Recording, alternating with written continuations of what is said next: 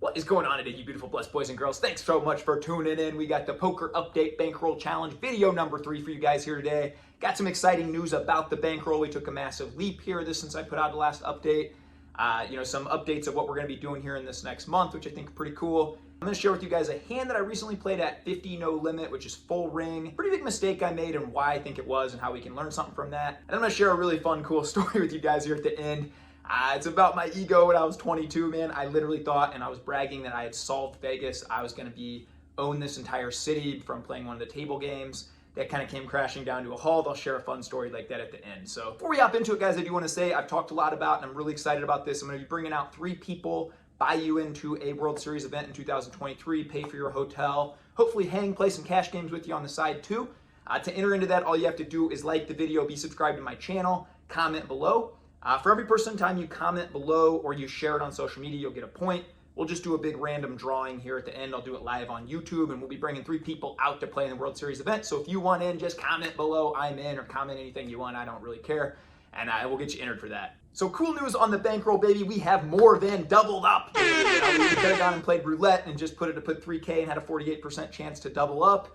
Instead, we've been grinding for the last 7 weeks, playing 50 NL, 100 NL. So our bankroll currently sits at $6,146. We started with 3K, so again, we've more than doubled up. We got 3K now put in the bank, earning 1% interest. Thank you, Chase Bank. Pretty pumped about that. Again, we could have just gone to roulette. We could have fired it all off, had a 48% chance to double up, but instead we've been grinding this whole time, which I prefer to mitigate risk. If you guys know anything about me, I'm a slow and steady wins the race kind of guy. I think that's the best way to approach poker. Put yourselves in positions in games where you're always favored to win. I think that's most of the skill set nowadays. It's just being in good games that you're highly favored in. I didn't get a chance to play about the last 5 days. Actually, I did double up about 6 or 7 days before recording this. Then it was really cool. I got a chance to go to Purdue University with my wife. Shout out to Purdue. Shout out to my wife. She was given the most prestigious honor of becoming an old master. She was honored along with their head basketball coach, Matt Painter, some dude who's like really high up at NASA, some lady who's the first female fighter pilot, all these really cool people. Really neat event, and so I didn't play for 5 days. Now I'm back in town, and I got 1 session in last night, which we made about 120 bucks on or so.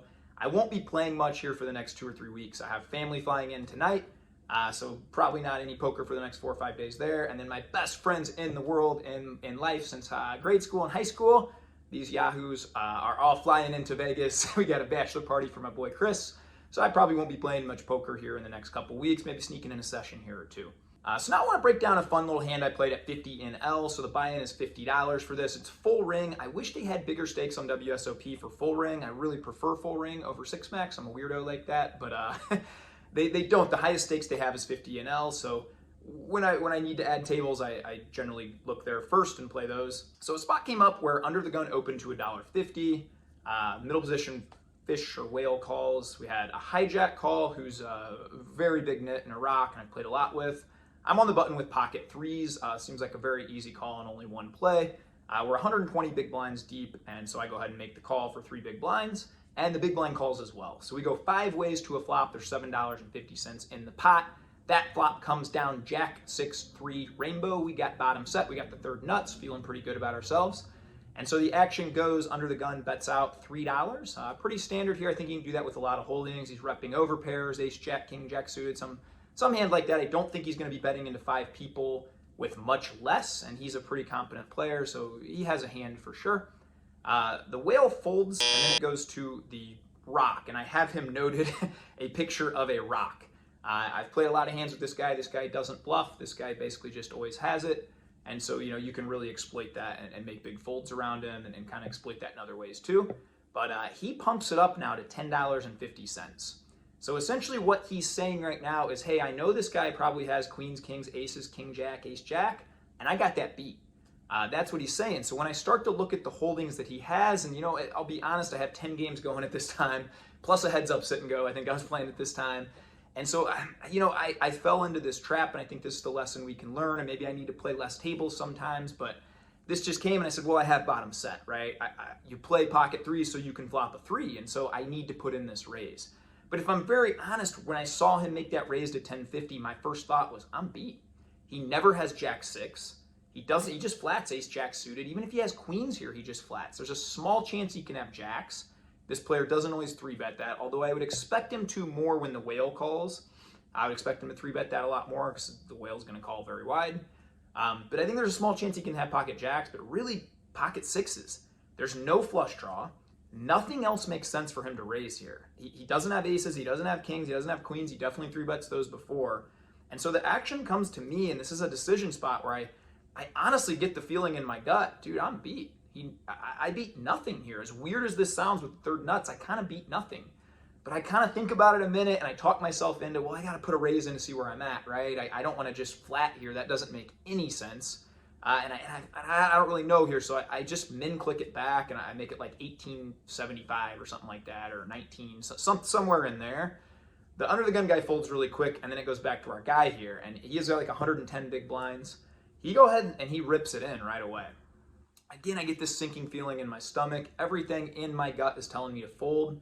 And you know, a lot of times I do make these big folds, and I'm pretty proud, and I think that's why I usually print money time after time, but I just kind of convinced myself, and I talked myself into it, and I went against my better judgment here. And I just said, well, if he's got sixes, I guess it's just a cooler. I go ahead and call, and sure enough, man, he shows me pocket sixes. The one hand I really put him on from the onset and right away. And now look, I don't want to say, you know, I made the call, I ended up losing the pot. This is an extremely big cooler. To be honest, you're supposed to go broke when it's set over set. You're just supposed to. That's how poker works. But I think the reason I'm able to print money so well in a lot of these games, a lot of these situations, is because I can identify here and say, what hand does he have? He doesn't have ace jack suited and play it this way. He doesn't have any other hand outside of sixes. I've got the two other threes. He doesn't have jack six. He doesn't have jack three. He doesn't have 6-3 suited. He's not that kind of player. Really looking at this hand logically, I should be able to make this crazy fold. Now, if you're playing higher stakes and guys are going to have bluffs here and they're going to, you know, they're going to make plays and they're going to be balanced and they're going to put you in tougher spots. Look, if you got threes and he's got sixes, you just tip your cap and you say, nice hand.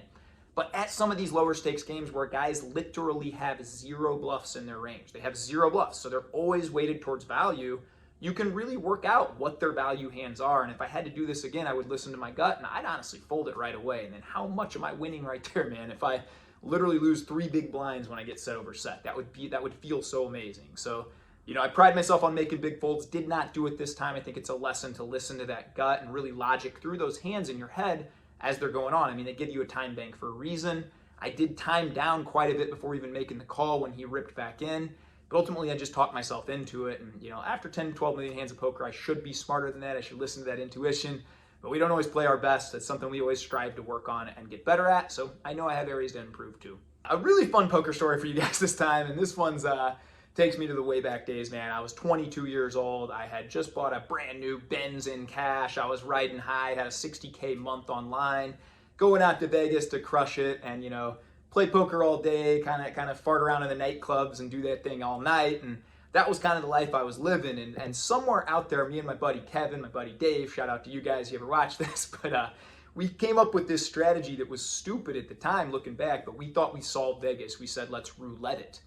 And so what we started doing is every time we would buy a drink for like 15 bucks or we'd buy something for 15, 20 bucks, we'd just go straight to the roulette table and we'd put the 15 bucks on red.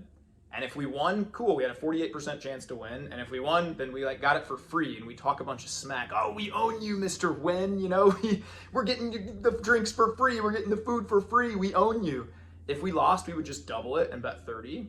If we lost, we bet 60, we bet 120, 240. And it never really got past that point. We just kind of said for this happened 3 or 4 days in a row where we just got all of this stuff for free, essentially. And we're like, you know, look, we're not going to lose like 10 times in a row and a 50-50 chance, or it's really a 52-48 if you do the math. But, you know, we just felt like geniuses. We would brag to everybody. We've solved Vegas. We can get everything for free, man. This is, you know, this is amazing.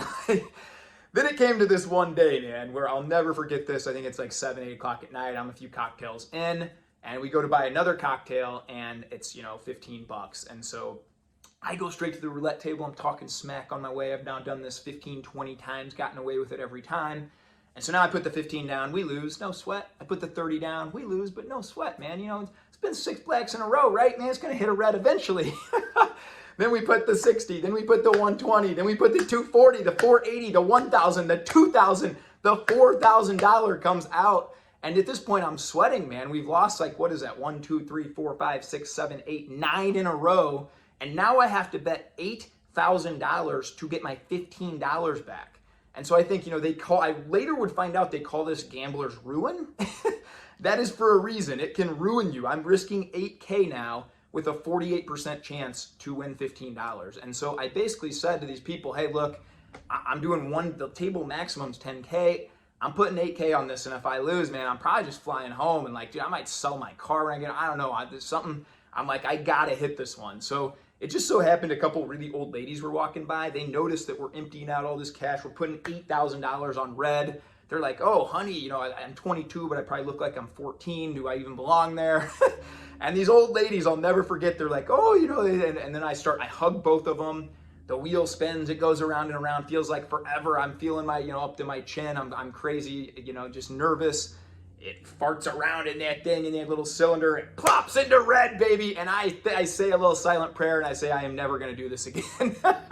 Feel like I completely got away with it, and I will never put myself in that position again. So anybody out there, man, they design these table games for a reason. They are unbeatable. The house always has an edge, unless you can learn to count cards or do some of these other things, right? Like, they don't build these big buildings here in Vegas or wherever you're playing craps or roulette at or whatever, because people are going in there and winning all the time with these strategies, right? It's funny to me being around the gambling industry for a while. I always hear these people, oh, I got a slot strategy. Oh, I got a roulette strategy. I got this strategy. Look, they print money on these machines. These machines are designed, and these table games are designed for the house to have an edge. And if you play long enough, you can't win. That's why I like poker, because, it is a gambling game, but there's so much skill in it. And you're not playing the house.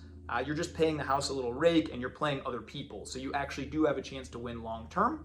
So I do recommend anybody out there that's watching this, man, if you think you're going to go play table games or coming to Vegas, hey, I just study poker, man. Start playing poker. You can actually win money long term at that game. So that's my story. That's the bankroll. That's where we're at, guys. We'll keep grinding, keep plugging away. Again, I don't expect to play a ton here in November, but in December, I go down to only having 2 one-on-one clients where I normally have 5 or 6, and I'm not adding any for a couple months, so I plan on hitting it pretty hard in December and January as I have a lighter workload, and I'll plug in a lot more of that time to grind some sessions. Looking forward to it. Looking forward to getting up to the 10K here hopefully soon. I'll keep you guys updated. You guys have the greatest day, and let's get after it, baby. Thanks for tuning in.